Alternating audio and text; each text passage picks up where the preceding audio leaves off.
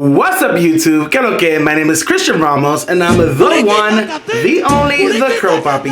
And today we're going to be talking about the Curly Girl method, but more specifically, the book that started it all. So if you're interested in watching this video, stay tuned, because we're about to start.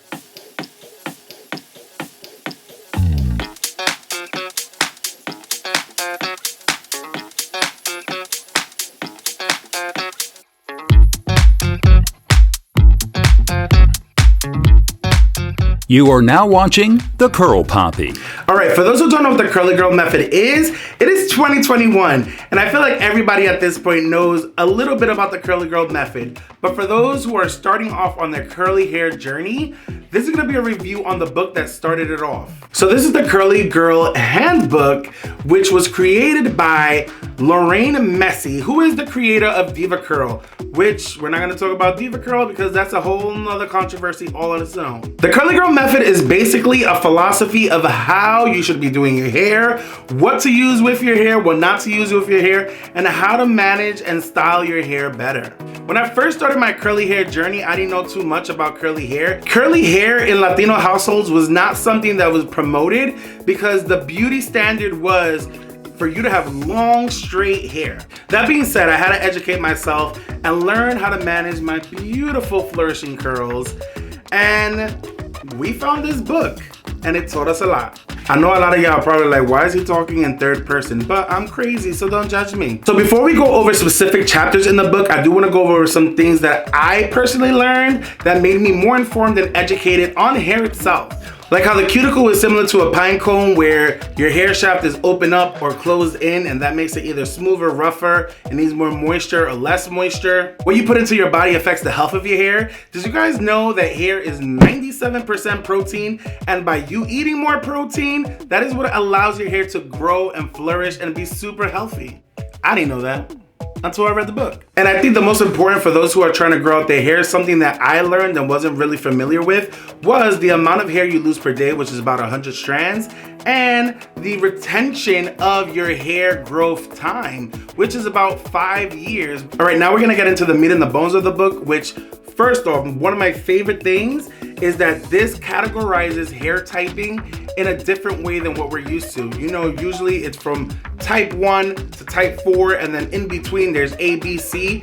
This actually takes hair typing into the type of curl that it is. It's not a number system. It's actually a name for every curl type. According to the Curly Girl Handbook, there are 7 types of curls: corkscrew, Botticelli curls, Porticelli curls, chirrup curls, wavy hair, swavy hair, and fractal or zigzag. If you guys have watched any of my other videos in the past, you know that I am super against curl typing because even in your own individual head, you'll have at least 3 to 4 different curl patterns. And I'm living proof of that because all of my curls are not the same. One of the biggest takeaways about this book and the Curly Girl method in general is how to take care and maintain your natural hair without damaging it and for it to flourish and grow long and beautiful. But this book does have a philosophy that all curl types should be following. When it comes to cleansing, this system is very, very big on you should not be using any shampoos that have sulfates, and that you actually shouldn't be using any shampoos that lather anyway. It should be on a no poo to co-wash kind of system. Sulfates are drying to your hair and can lead to damage. When it comes to conditioning, you should be using conditioners that are silicone free because they are coating your hair and giving you a false sense of smoothness and softness, because apparently silicones are filling in the gaps of your cuticles but not really fixing the issue of dryness and frizz. This system also introduces the idea that you should be leaving conditioner in your hair and not be rinsing it all out when you're washing your hair. You know, another big takeaway for all curl types from this book is that you should be scrunching your hair using a microfiber towel or a cotton t-shirt. And let me tell you that after I started introducing scrunching into my hair, I had the best definition results that my curls have ever had. And till this day, I still use the scrunching method. When it comes to gels, they should be alcohol-free and silicone-free because gel is supposed to give your hair the definition that it needs to last you longer hair days. And 2 more philosophies that I've never really personally introduced into my own hair regimen is that you should be washing and conditioning your hair from the tip to the root.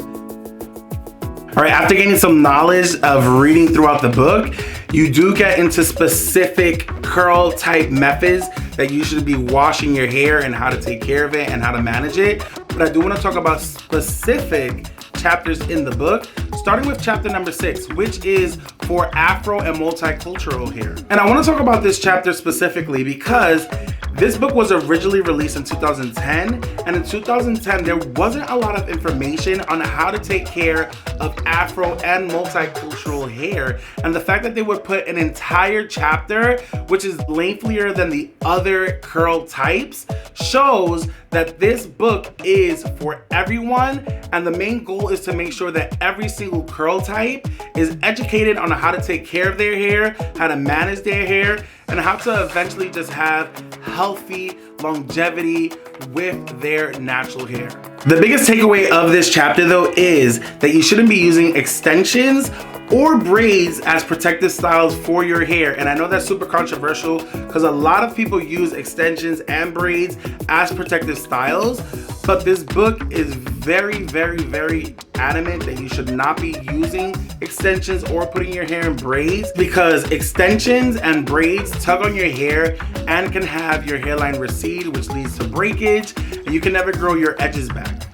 And then obviously this chapter also is going to talk about relaxers and chemical treatments on your hair, because the biggest point of the Curly Girl method is that you're not putting any chemicals or anything damaging to your hair, especially heat. They're very big on heat damage. When it comes to natural hair, that you should not be using any type of heat, because this method is supposed to prevent all type of damage to your hair. Right, one of my favorite chapters is chapter 8, because that is about all of the do's and don'ts when it comes to ingredients, which ingredients you should be staying away from, and which ingredients are good for your hair. And then it also has DIY recipes that you can do at home. One of my favorite things about this chapter is that you are introduced to a new vocabulary, especially when it comes to the name of ingredients you should be staying away from, especially like sulfates, parabens, silicones. It breaks down what those ingredients look like if you are looking at directions in a bottle. The next chapter I want to talk about is chapter 9, and it actually came in handy when it came during this time period that we are all staying home and we weren't able to go out and get our normal trims and dustings, because it's actually teaching you how to cut your own hair. Basically, this chapter goes over different steps and maneuvers and techniques that are going to be easy for you to cut your own hair in a healthy and not so damaging way. And don't fuck it up. I know for myself, during the time that everything was closed, I went and hacked my own hair. I tried to do my best, but following this guide made me more sure that I was doing the right thing. And honestly, my hair did need to be trimmed, because it had been some time since it had been trimmed, and I was gonna go get it trimmed during that time period, but because everything was closed, I couldn't. But thanks to this book, I was able to follow the steps and the instructions, and everything came out all right, because my hair is not damaged and I didn't F it up. All right, for my friends out there that like coloring their hair and have color treated hair, chapter 11 is gonna be your best friend, because it takes you through all of the steps you need to take of taking care of your hair after you have a dye job. And for those of you who like dyeing your own hair at home, it actually goes through the steps of how you should be dyeing your own hair. Even though this book is about not putting any chemicals or heat or anything that's damaging to your hair, it does show you safe ways that you can have color applied to your hair. I love how towards the ending of the book there is a Q&A section, because there are so many frequently asked questions that people who are starting off their curly hair journey have, and this section actually answers a lot of those questions that you might have. There's also a section about different hairstyles you can use. There's a chapter for curly guys, even though honestly they could have kept that chapter out, because you can follow any of the steps from the female ones to, I don't know. I'm glad that they thought about us and they added a section for men, but honestly it's the same steps that are in the women's There's also a section that teaches you how to take care of curly kids' hair, which I feel like is super cute. You know, especially kids, their hair and their scalp does not have the same strength or health as ours, and we need to make sure that we're taking care of their scalp from an early age, so by the time they get to our size and our ages, their hair is just flourishing out here. And then I think my favorite thing about the book is that there are different curl confessions in the book from different people with different curl types, different races, and you get to hear their perspective of their hair journeys. And I feel like that's so great because you do need to hear other people's stories sometimes to feel good about yourself. And even if you already feel good about yourself, it's good to hear other people's stories so you can see that you haven't been the first person to be on this specific journey to healthy hair. There's been so many people that have achieved healthy hair, and there's different steps that you had to take to achieve those goals. I don't know if I mentioned this before, but I did restart my curly hair journey back in 2015, 2016. You know, when I was younger in my teens, I did have curly hair, but I wasn't aware of how to really take care of my hair. So it wasn't really its best. Right now, as an adult, my hair is popping, it's flourishing. It's looking all types of juiciness right now. Right now I have it in a clip. Don't judge me. It's wash day. We're gonna wash my hair later.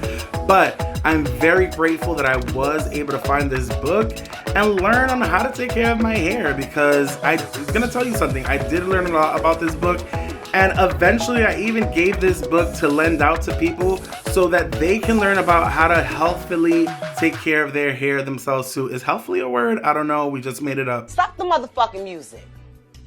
You, are you dumb? But I have given this book to people to use in the past. Thank God I've been able to get it back every time I lend it out. But they've also been able to have healthier, longer hair, and they attribute it to this book. All right, guys, I didn't want to make this video too long, but if you like this video, please like, comment, and subscribe. Also, follow me on Instagram at The Curl Poppy, because you already know I'll be posting fleeky pics out here. And until next time, guys, bye.